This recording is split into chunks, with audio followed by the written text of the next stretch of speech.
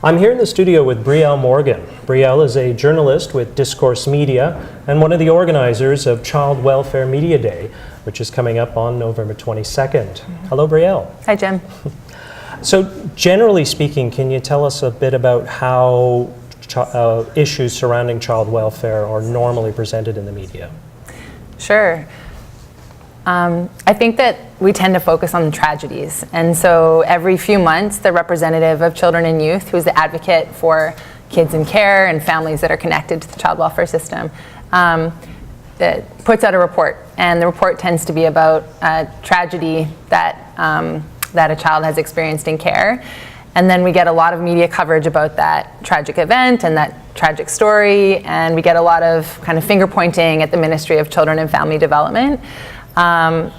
But that's only one small piece of this much bigger system where that a lot of people are involved in. And so I think we need to do better than that. We need to show the system and all of its complexity. So not just that sort of end result of the worst case scenario of an outcome for a child in care, but also all the good work that social workers are doing and how vulnerable families are being supported in our communities. And so can you describe a little bit more about what the entire picture should look like? What other facets should journalists look at? Sure. So at Discourse Media earlier this year, we started asking people, like in person, but then also through a survey, people that are connected to the child welfare system in some way. So it could be a director of an adoption advocacy organization, or it could be a child who's aged out of the foster care system, social workers, et cetera, et cetera. We asked them, how can media do a better job of covering this system? And the kind of things that we were hearing is they want to see more solutions-focused stories, so not just stories about kids that end up homeless, kids that end up committing suicide, really kids that don't have access to education, like really important issues that are facing kids in care, but also what are some of the good things and the positive work, and what are some of the stories that will give people hope and sort of a possible path forward if they're a youth in that system. So what is some of the good advocacy work that youth from care are doing to change the problems and address the problems in the foster care system right now?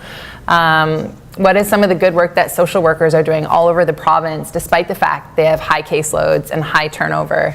How are Indigenous communities transitioning to a more self-governed model of child welfare in their communities? So some of the bigger systemic work that's being done to address marginalized families in our social system.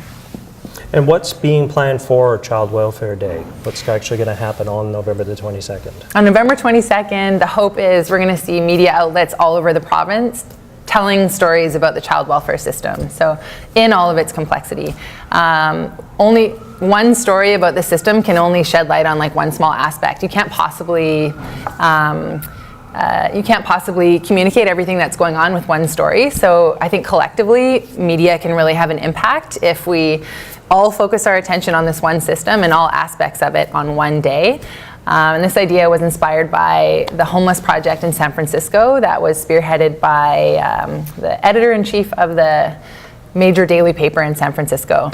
And it started with like a bunch of newspaper folks sitting around a bar having a beer and saying, what if we were all like this problem of homelessness is really deeply entrenched in our city. What if we were all to tell a story about that on the same day?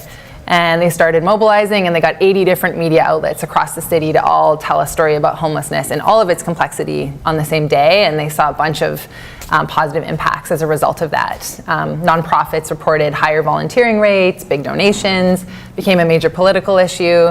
And so I'm wondering, like, what if we did the same thing, but we put the child welfare system at the center of that mobilization?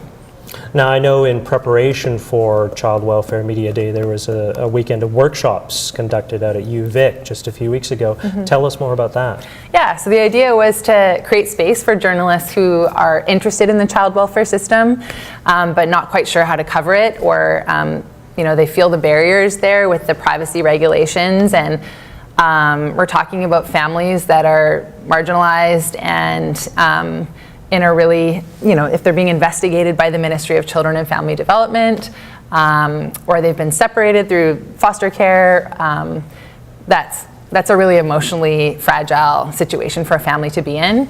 So how do you cover a system that has that sort of emotional complexity involved in it? And so what we did is we got everybody together for 2 days, and we heard from social workers, we heard from youth who are from CARE. We spent an afternoon at a delegated Aboriginal agency hearing from Indigenous social workers about the way that they feel social work is covered by the media and what the problems are with that. And we heard from them that despite the fact they've had mostly negative experiences with journalists and with media, they feel like media has a real role to play in helping to realize better outcomes for all the families that are caught up in this system.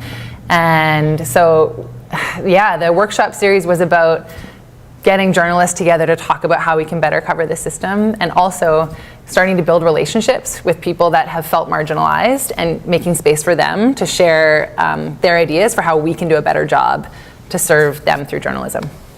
So where will people be able to read and see and hear about these stories regarding child welfare?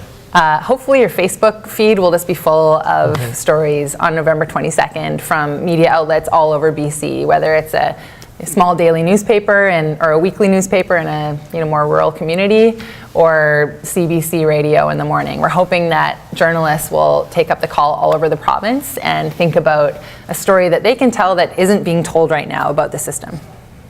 And when everything is all done after November 22nd, what are you hoping people will take away from this? I'm hoping that people will, like the public, will read these stories and have a better understanding of how this system, how different people are connected to it, and how widespread the impact of child welfare and foster care is.